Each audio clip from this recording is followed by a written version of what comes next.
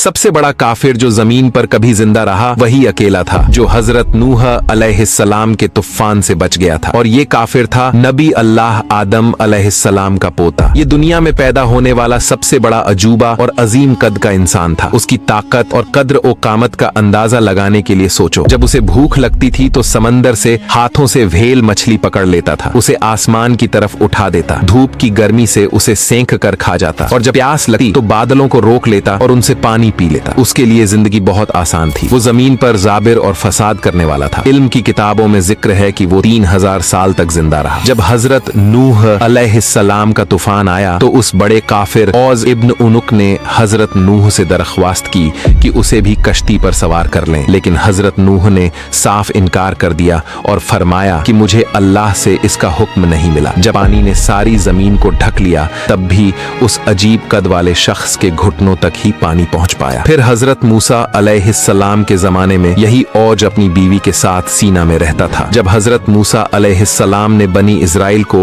12 कबीलों में बांटकर उन्हें मुकद्दस जमीन में दाखिल होने का हुक्म दिया तो वहां के कबीलों के सरदार औज के कैले में पहुंच गए। औज ने हर एक को लकड़ी की गठर में डाल लिया और उन सबको उठाकर अपनी बीवी के पास ले गया और मजाका उड़ाते हुए कहा, ये लोग हमें पकड़ने आए हैं। वो चाहता था कि सबको एक साथ पांव से कुचलकर मार डाले, लेकिन उसकी बीवी ने कहा, ऐ औज, ऐसा मत करो, इन्हें लौटने दो ताकि ये अपनी कौम को हमारी ताकत और शौकत के बारे में बताए। और ऐसा ही हुआ। सरदार लौट कर गए और बनी इजराइल को पूरा वाकया सुनाया। बनी इजराइल डर गए और हजरत मूसा से कहने लगे, आप और आपका रब जाइए और लड़ाइए, हम तो यहीं बैठे हैं। इसी दौरान औज ने बनी इजराइल पर हमला करने का फैसला किया। वो एक बहुत बड़ी चट्टान अपने हाथ में उठाए हुए था। अचानक अल्लाह ने एक बड़ा परिंदा भेजा जिसने अपनी चोंच से उस चट्टान को कुरेद कुरेद कर तोड़ डाला और वह चट्टान औज के सर पर गिरी और जमीन पर गिर पड़ा। फिर हजरत मूसा अलैहिस्सलाम ने अपनी लाठी से उसे एक ही वार किया और वो उसी वक्त मर गया। ये लाठी आम लाठी नहीं थी, इसमें एक अजीम राज था। इसी लाठी ने बनी इजराइल को नजात दी। इसी से समंदर